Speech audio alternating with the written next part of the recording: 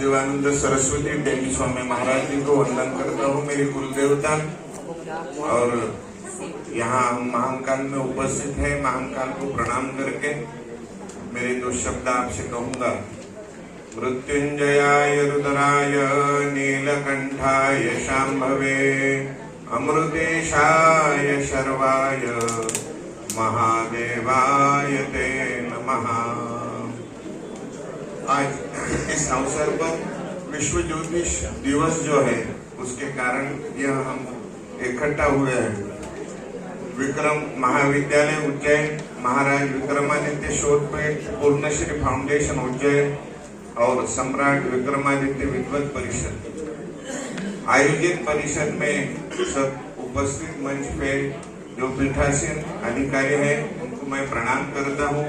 यहाँ पर जो ज्योतिष उपस्थित हैं, ज्योतिष भास्कर, उनको सबको कहूँगा कि ये सब आप विद्वान लोग हैं, मैं एक छोटा सा एक व्यक्ति हूँ, आपको सबको प्रणाम करता हूँ।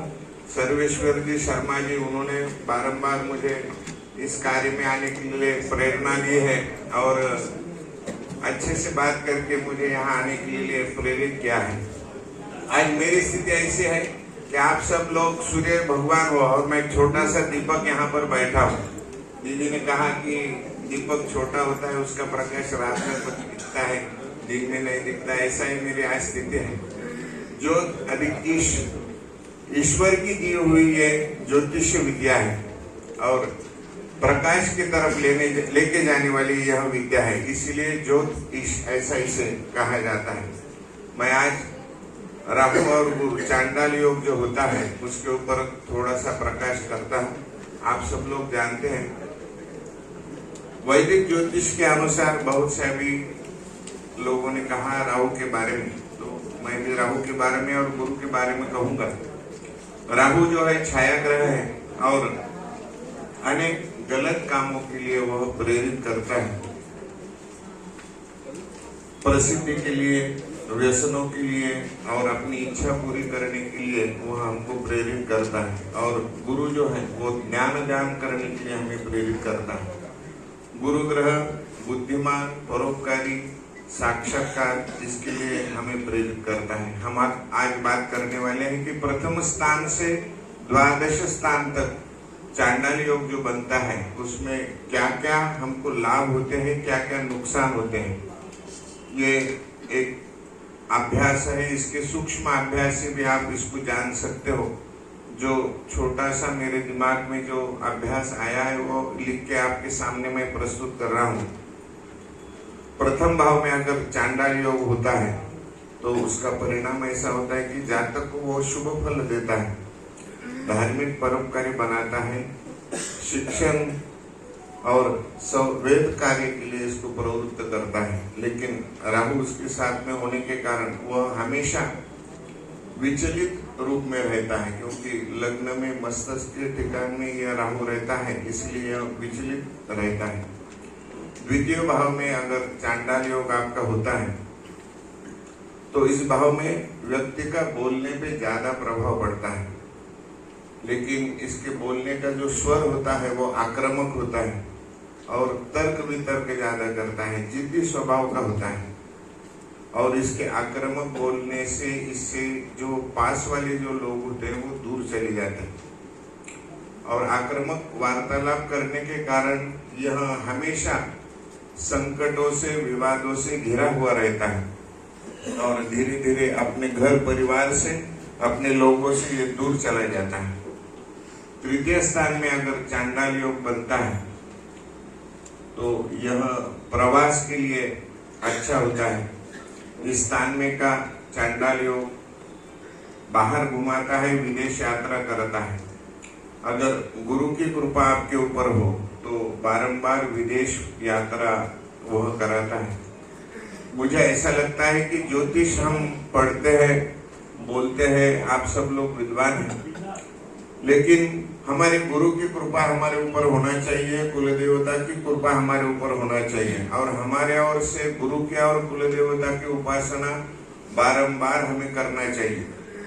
क्योंकि हम किसी भी जातक का ज्योतिष अगर बोलते हैं तो बोलने के कारण हम उसके पीड़ा जो है वो पीड़ा कम करने का प्रयत्न करते हैं, और पीड़ा कम करने के कारण हमारा जो पुण्य कमाया हुआ होता है वो खर्च हो जाता है, समाप्त हो जाता है।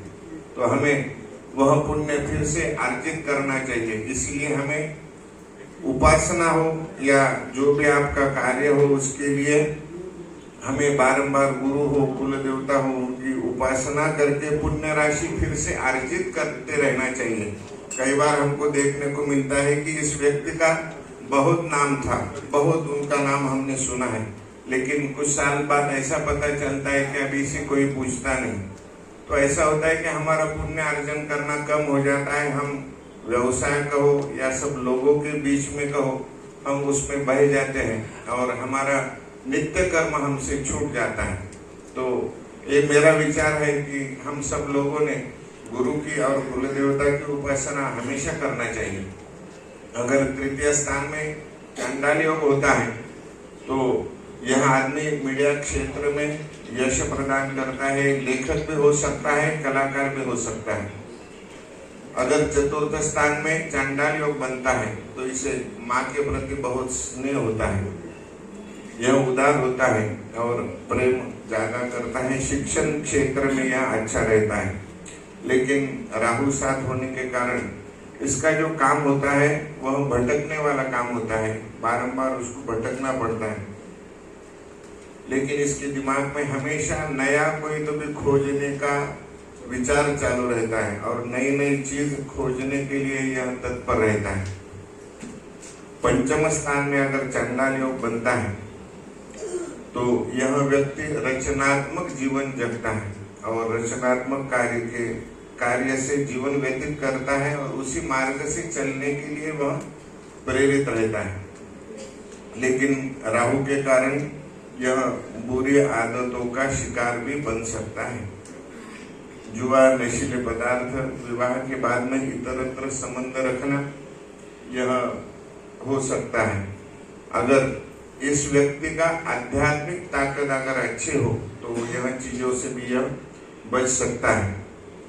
यह व्यक्ति हमेशा अच्छे कार्य में लीन रहता है, अच्छा कार्य करता है। अगर षष्ठ स्थान में चांडाल योग अगर बनता है तो यह व्यक्ति धनिक होता है और वित्त क्षेत्र में यह कार्य करता है, उस माध्यम से यह धन कमाता है। जैसे शेयर बाजार हो, बैंक हो, इसमें यह माहिर होता है और उसमें बारंबार पैसे लगाना, उसके माध्यम से धन अर्जित करना, ऐसा काम करता है। लेकिन यह व्यक्ति स्वास्थ्य संबंध में हमेशा परेशान रहता है, जैसे मोटापा हो या पेट की कोई तकलीफ हो, इसके कारण यह हमेशा परेशान रहता है। सप्तम स्थान अगर वहां पर चांडाल योग बनता है तो यह अत्यधिक शुभ नहीं माना जाता है। जीवन में कई बार मधुर संबंध में बाधा आती है, कई बार ब्रेकअप जैसी भी घटना यहाँ पर होती है। पति पत्नी में मनमुटाव होता है और थोड़ी सी खुशियों से भी यह जातक वंचित रहता है। कई बार ऐसी होती है कि खुशियां इसके पास में आ रही है और वह तुरंत ही निकल जाते हैं। यह सप्तम भाव में अगर चांडाल योग हो तो ऐसा होता है। अष्टम भाव में अगर चांडाल योग हो तो यह आध्यात्मिक रूप से व्यक्ति मजबूत रहता है, परंतु रहस्यमय चीज खोजने के लिए यह ज्यादा प्रेरित रहता है। गुप्त ज्ञान खोजने के लिए यह ज्यादा प्रेरित रहता है। शिक्षक हो सकता है, ज्योतिष भी हो सकता है और विज्ञान के माध्यम से यह अनेक चीज खोजता है। लेकिन इससे एक नुकसान भी होता है, अचानक कोई दुर्घटना होती है, असफलता के कारण यह बहुत दुखी होकर कई बार अपने डिप्रेशन में चला जाता है और ये खोज के कारण इसके दुश्मन भी बहुत से बढ़ जाते हैं, अनेक बाधाएं इसके कार्य में आते हैं। नवम भाव में अगर चांडाल योग बनता है तो इसके परिणाम है गुरु ज्यादा प्रभावित होने के कारण उसको इसके अच्छे असर मिलते हैं। उच्च पद पर यह जा सकता है और उच्च पद भी प्राप्त कर सकता है। दशम भाव में अगर चांडाल योग बनता है तो यह धन संपत्ति से अच्छे से रहता है, करियर इसका अच्छा होता है, लेकिन इसकी नैतिकता में हमेशा गिरावट आती रहती है। कई बार इस चांडाल योग से यह व्यक्ति नौकरी व्यवसाय के माध्यम से इतरत्र भटकता रहता है। एक जगह पे उसकी कोई नौकरी या व्यवसाय कुछ भी हो वह टिकता नहीं और वो भटकते रहता है। लेकिन इस आदमी का एक स्वभाव होता है, कितना भी कष्ट आ जाए, कितना भी कुछ भी तकलीफ हो जाए, वह पढ़ाई से दूर नहीं होता है, कुछ ना कुछ तो भी पढ़ाई करते रहता है। राम मंदिर के जो कैशियर थे गोविंद गिरी जी महाराज जी, तो उनसे एक बार बात हुई थी, तो उन्होंने कहा कि मुझे रात में कितनी भी देर हो जाए, मैं सोने से पहले एक कागज एक पन्ना पढ़े सिवा मैं सोता नहीं हूँ। तो वो भी अपने को सब कुछ सीखने जैसा है कि हमेशा हमको पढ़ते रहना चाहिए। और ये दशम भाव में अगर चांडाल योग होता है तो वह आदमी हमेशा के लिए कुछ न कुछ अलग सोचकर अलग पढ़ाई में लगा रहता है।